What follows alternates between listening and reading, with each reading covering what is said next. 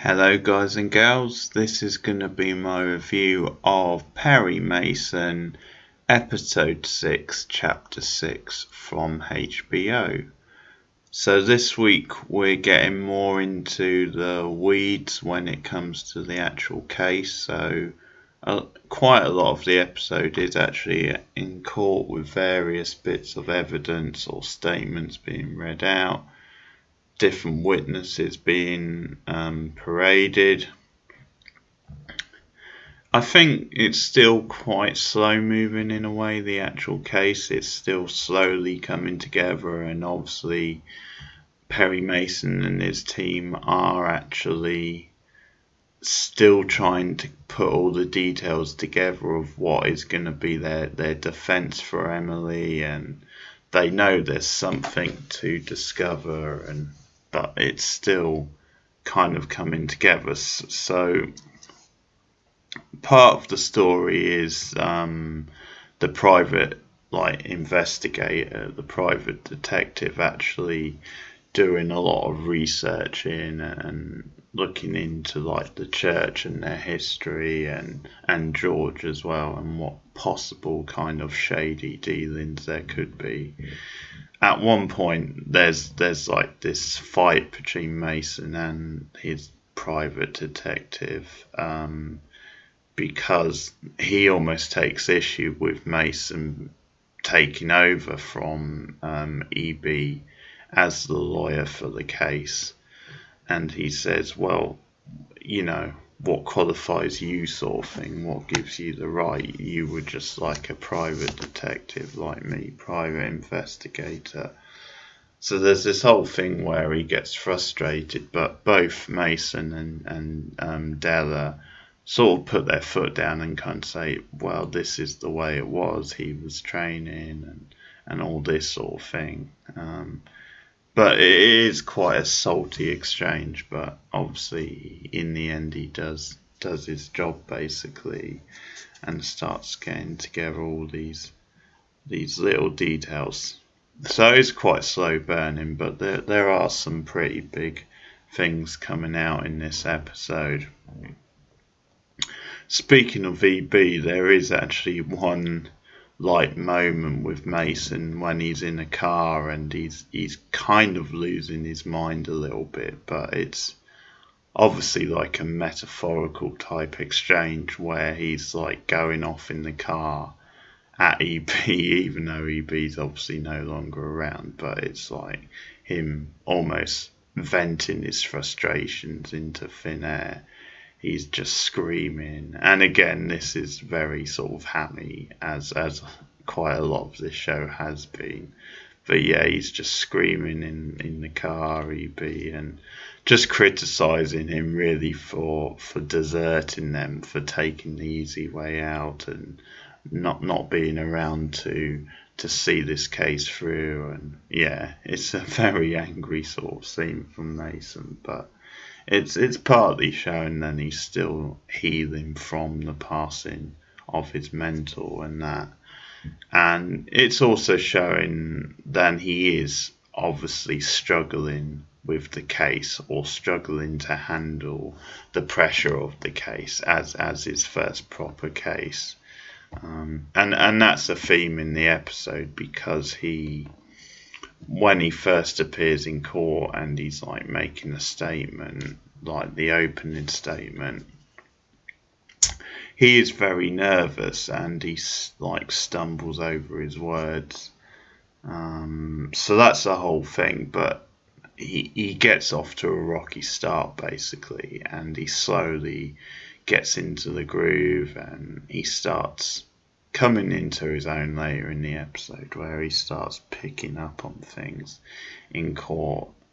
But as I said, there's a few different things going on in the trial. At one point, Emily has like a letter read out in court, and that's like a love letter to George, and it sort of cements, and they were in like a full-blown relationship and seen each other several times, and that there is like this potential for that to conflict with her claiming her innocence, then it is almost, you could read it as a motivation for her doing what she's being accused of.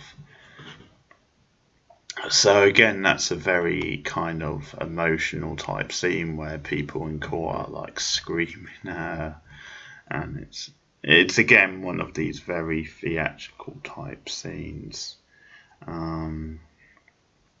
Also, Drake, the African American cop, is interviewed, and this is obviously a big moment because he, in the previous episode, helped Mason with a bit of information. He told him what happened at the crime scene, but he also said, leave me out of this. If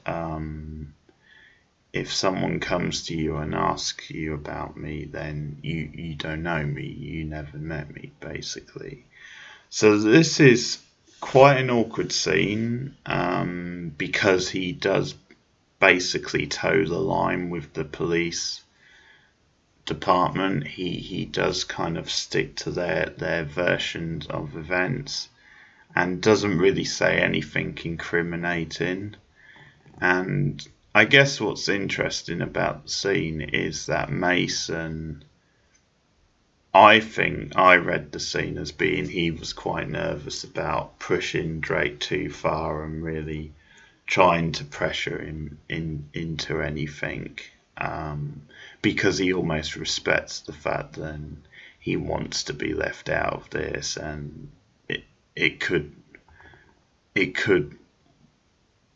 life could become very awkward for him if he did give away too much. But Mason actually finds quite a clever way around this because he shows him the photographs, and like in the previous part of the statement, he's claimed, well, there was a trail of blood basically, and it was about 90 meters long or something like that. And Mason kind of says, well, look at the photographs. Do you see a trail of blood 90 meters long? And he says, no, not in the photograph. So it's actually quite a clever way around it for Perry Mason, where he actually uses the photographs as the evidence and kind of gets Drake to say just what's in the photographs. But basically, Drake is kind of in the clear as far as like his superiors are concerned because he did stand by their story. So he doesn't mention like the teeth he found in the alleyway, for example. And later on, we find out that he was paid off to like stick back up their sort of story and stuff, and not to incriminate them in any way. Which he later tells Mason, because what happens by the end of the episode is he goes to Perry Mason and says, I want to help you. They paid me off, and I don't feel right about it. I want to put it right, so I want to help you. So he actually becomes part of Mason's team. And I think I sort of see this as them maybe setting up for next season as well. Obviously, I think we're still going to see him this season helping Mason out as part of this case, but you could see it becoming a long-term thing where he becomes part of his regular team. So I can definitely see that happening the next season, because obviously they've renewed it for another season. And he basically sends his wife away because I think he's just worried about what could happen to his family if things get out. Then he's like working with Perry Mason, so he sends her away until the case is over. And I think although she's been a little bit critical of what he's done, I think she actually understands in this instance. I think he wants to help this woman out, and she has come to some sort of peace with her husband. So I think obviously sending them away, which he can understand, but she actually seems to be backing him up now. So that's all good.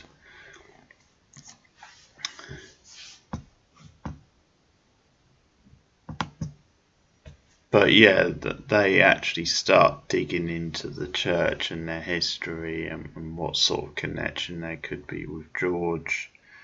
And they start finding out about like these businesses that the church set up in other states, these sort of like big private businesses, like in Chicago, I think it was at one point, which Baggerty has like a connection to. And they also find out then, I think his name's Ellis, well, Joe as like the corrupt sort of cop. He appeared to be in that state around the same time, and he seems to have, they can seem to pin some sort of connection between him and the church and these businesses, and that also George seemed to have a stake in one of these sort of corrupt type businesses. So they're kind of getting closer to something in any case. And it also comes out that George lied about his like gambling sort of problems, and that he went to the casino and was constantly at the casino and had this gambling problem. So the case is kind of coming together, although quite slow. But yeah, that's all quite interesting stuff. And there's actually like this scene where the chief of police, like Joe's superior, actually goes to him because he knows that there's sort of shady stuff going on with him. And he actually, although he's been in on like the cover up and whatever's going on, it seems like Joe is deeper into it. He seems to have, I mean, as we know, he seems to have his sort of his fingers even more into the pie.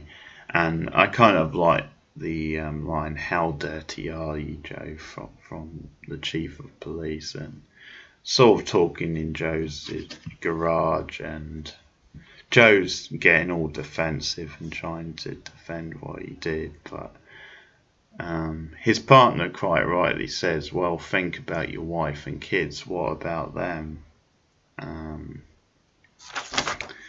And there's also a thing in court where the teeth are brought up, and this again is Mason working his kind of like shady tactics, because they introduce the evidence without it being officially like clocked in before the trial, without it being put on record. So the other side obviously didn't have any time to prepare for it, and the judge is like really furious, but it's almost like they've got them now because he's managed to introduce it, and because he gets like a doctor, I think it is, to give his medical opinion and stuff on them, then he's almost got something, and he's trying to push for another autopsy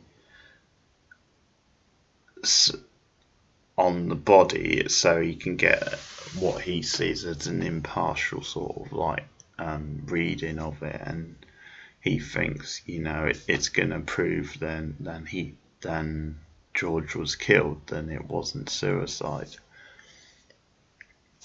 So yeah, Mason kind of blurring the lines, but really pushing things and starting to get results.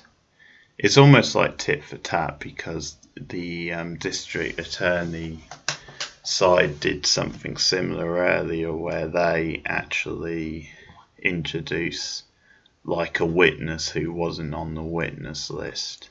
So both sides have kind of been at it. But we see the Mason team, him and Dell, are really working efficiently in this episode. And of course, blurring the lines, getting into some murky areas, but starting to do an effective job, and they're getting closer to having something concrete which they can use to try and defend Emily. The other stuff is obviously the Sister Alice stuff, and it's getting close now to like her big like Easter sermon, and it's obviously a big event for the church, and there's pressure on her not to do it basically because of the stuff going on with her and Emily. And at one point, the Lily Taylor character goes to Alice and is like, well, I think until all this dies down, we should move out of the area, move away. And Alice is like, no way, I'm not missing this sermon. It's my church, she screams at her at one point. And the whole deal is then it's going to be at this Easter Sunday service where she supposedly proves that she can work a miracle. She can actually rise the baby Charlie, which obviously we know isn't real. But anyway, it's meant to be this particular event where she's gonna prove her critics wrong and prove she can work miracles. The other stuff with Alice in the episode is her and Mason near the beginning, because there's a little bit of a flirtation with them, and they kind of have a talk, and he's quite blunt because we see that Alice has been coming to court every day to, well, seemingly show her support to Emily. And Mason, at the end of their conversation, he bluntly says, I know you think you're helping her, but you're actually not. So, yeah, please don't come to court tomorrow. So he's quite insistent. But before that, there is a bit of like begrudging respect between them. There is a little bit of flirtation, definitely, but because Mason says at one point, well, you're not quite what I expected from someone religious, and I think she says the same about him. But yeah, there is an attraction there, so it seems, and they kind of get off on like almost like the unconventional elements of how they both carry out their thing.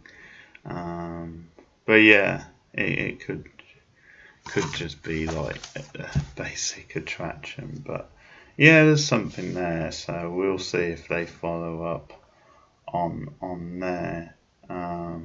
But yeah, there you have it. That's Perry Mason, episode 6 of the first season. So let me know your thoughts in the comments below if you've seen the episode. I will return in the next couple of days with the latest episode, with episode 7, as we get closer to the end of the first season. And let me know what you thought of the season overall. Like and subscribe if you are new to the channel. And I'll see you guys again soon. Goodbye.